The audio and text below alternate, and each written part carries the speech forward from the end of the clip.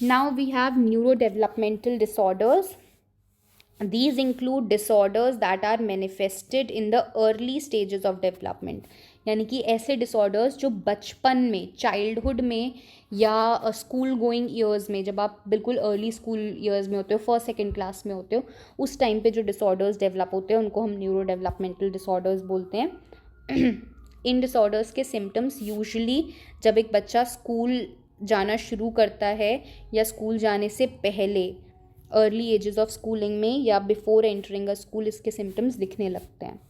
Firstly we have attention deficit hyperactivity disorder. दो main चीज़ें हैं इसमें, अटेंशन यानी कि inattention and second is hyperactivity impulsivity.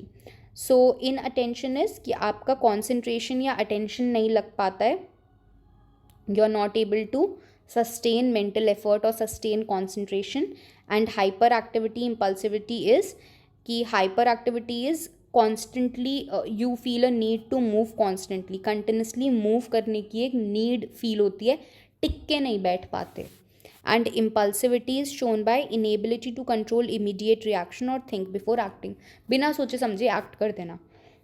Excuse me. You are not able to control your immediate reactions. ठीक है, एकदम से एक्ट कर देते हो impulsively.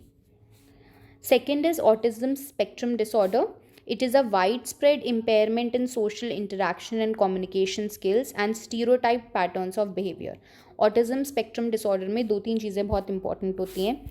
Firstly, person socially interact नहीं कर पाता, कम्युनिकेट नहीं कर पाता दूसरों लोगों से, क्योंकि स्पीच रिलेटेड इश्यूज़ होते हैं. एंड जो आपके बिहेवियर्स होते हैं वो बहुत स्टीरियोटाइप्ड होते हैं, यानी कि बहुत रिजिड होते हैं.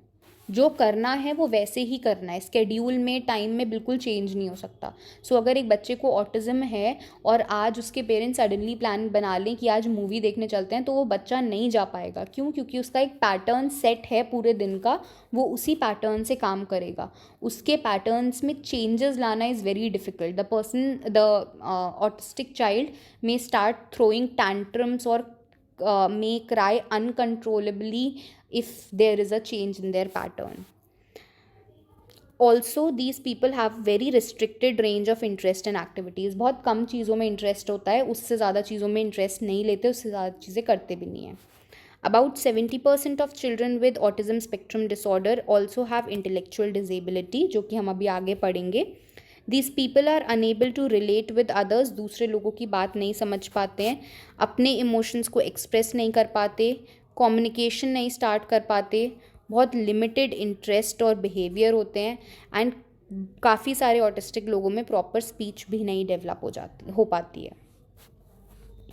Then we have intellectual disability. Intellectual disability is low IQ होना,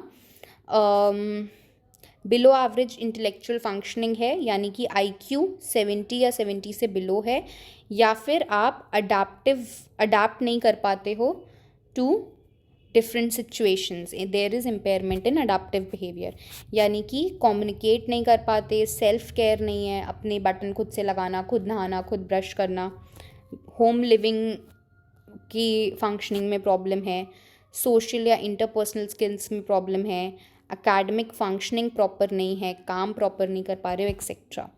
Usually intellectual disability is manifested before the age of 18 years.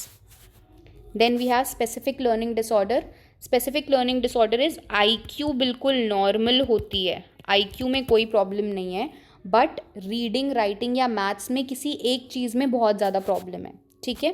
So there is difficulty in perceiving और processing information efficiently and accurately. क्यों problem है? क्योंकि आप process नहीं कर पाते हो इन्फॉर्मेशन. मैनिफेस्टेशन इसका अर्ली स्कूल ईयर्स में होता है, एंड बेसिक रीडिंग स्किल्स में प्रॉब्लम हो सकती है, राइटिंग स्किल्स में प्रॉब्लम हो सकती है, या मैथ्स में प्रॉब्लम हो सकती है.